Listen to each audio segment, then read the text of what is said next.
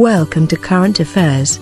We at Current Affairs will get you all important events from national, international and sports, which will be useful for your upcoming competitive exam. We will update daily, so to keep updated, subscribe to our channel. Hello friends, मैं प्रियंका कुमारी अभिजीत जी की जिस classes में ही आपका बहुत बहुत स्वागत है। हर रोज़ की तरह आज भी आपके लिए कुछ महत्वपूर्ण करंट अफेयर्स क्विज लाए हैं। आज का हमारा जो करंट अफेयर्स क्विज का विषय है वो है वित्त मंत्री निर्मला सीतारमण और कोरोना वायरस से संबंधित कुछ महत्वपूर्ण टॉप 10 परीक्षा उपयोगी प्रश्नों का संकलन शामिल है। तो आइए देखते हैं हमारे टॉप 10 से प्रश्न संख्या 1। किस राज्य सरकार ने हाल ही में राज्य में फसल उत्पादन को प्रोत्साहित करने के लिए राजीव गांधी किसान न्याय योजना शुरू करने का फैसला किया है? हमारा ऑप्शन ए है छत्तीसगढ़, बी है बिहार, सी है पंजाब और डी है हमारा कर्नाटक। सही उत्तर हमारा ऑप्शन ए है यानी छत्तीसगढ़।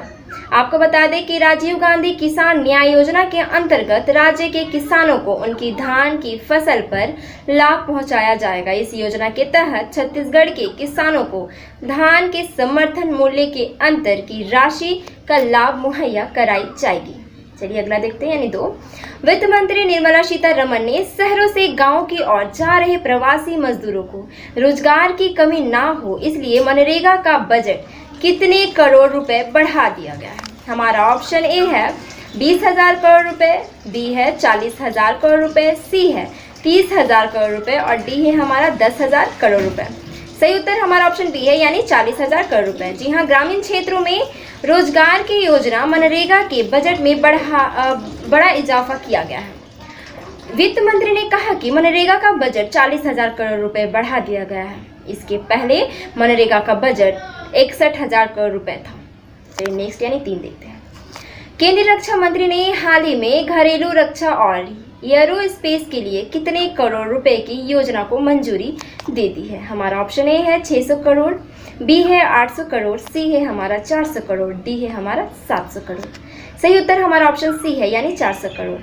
इन केंद्रों में देश में विकसित और निर्मित सैन्य हार्डवेयर उपकरणों का परीक्षण किया जाएगा। रक्षा उपकरण परीक्षण योजना का मुख्य उद्देश्य देश में रक्षा एवं हवाई क्षेत्र के उत्पादन को बढ़ावा देना है। सरकार अनुदान के रूप में 75% यानी 75% की राशि देगी और बाकी 25% लागत निजी उद्योगों और राज्य सरकारों की ओर से दी जाएगी। हमारा अगला प्रश्न है यानी 4। पद्म भूषण पुरस्कार से सम्मानित और किस देश के राष्ट्रीय प्रोफेसर अनिसुजामान का 83 वर्ष यानी 83 वर्ष की उम्र में निधन हो गया है? हमारा ऑप्शन ए है नेपाल, बी है चीन, सी है बांग्लादेश, डी है पाकिस्तान। सही उत्तर हमारा ऑप्शन सी है यानी बांग्लादेश। आपको बता दें कि भारत ने उन्हें बांग्ला साहित्य एवं शिक्षा के क्षेत्र में उनके योगदान को देखते हुए उन्हें पद्म भूषण से सम्मानित किया था। उन्हें वर्ष 2015 में साहित्य में उनके योगदान के लिए बांग्लादेश सरकार द्वारा सर्वोच्च नागरिक सम्मान से सम्मानित किया गया था। चलिए अगला प्रश्न यानी 5 देखते हैं। भारत सरकार, पश्चिम बंगाल सरकार और विश्व बैंक के मध्य पश्चिम बंगाल के दामोदर घाटी कमान क्षेत्र में सिंचाई सेवाओं तथा बाढ़ प्रबंध के लिए कितने मिलियन डॉलर के एक ऋण समझौते पर अनुबंध किया गया है? हमारा ऑप्शन ए है 105 मिलियन डॉलर, बी है 125 मिलियन डॉलर, सी है 110 मिलियन डॉलर, डी है 145 मिलियन डॉलर। सही उत्तर ऑप्शन डी है यानी 145 मिलियन डॉलर।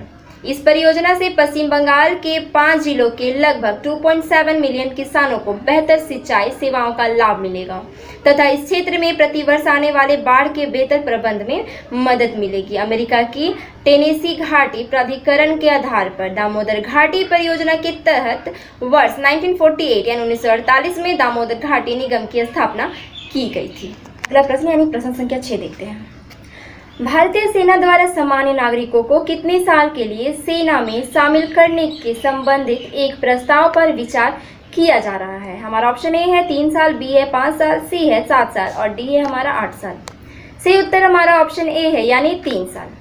जी हाँ, 3 साल के लिए इस बात पर इस संबंधित एक प्रस्ताव पर विचार किया जा रहा है। सेना में शामिल संबंधित यह एक प्रस्ताव है। तो चलिए हमारा अगला प्रश्न यानी 7 देखते हैं।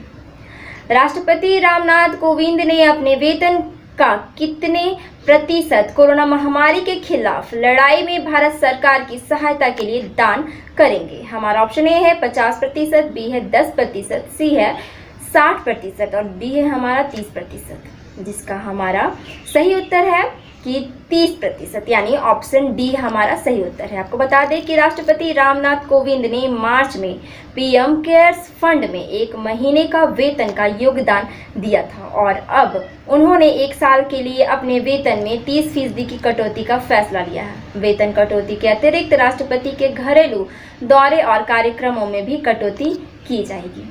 चलिए हमारा अगला प्रश्न यानी 8 देखते हैं।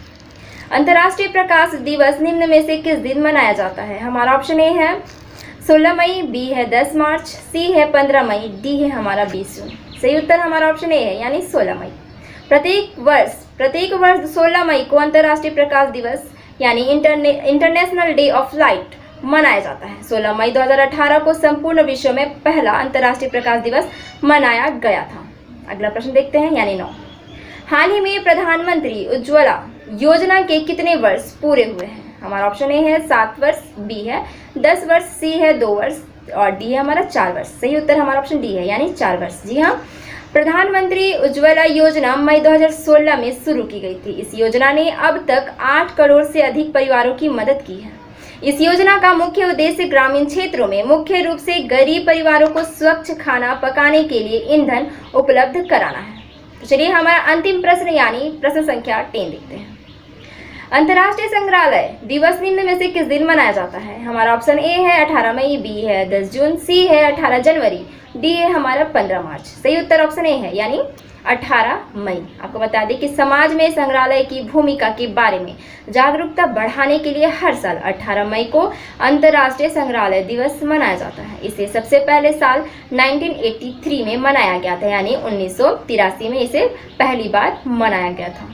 तो आज का हमारा महत्वपूर्ण टॉप 10 प्रश्न यही समाप्त होता है। उम्मीद है कि आपको हमारा यह प्रश्न पसंद आया होगा, यह विषय पसंद आया होगा।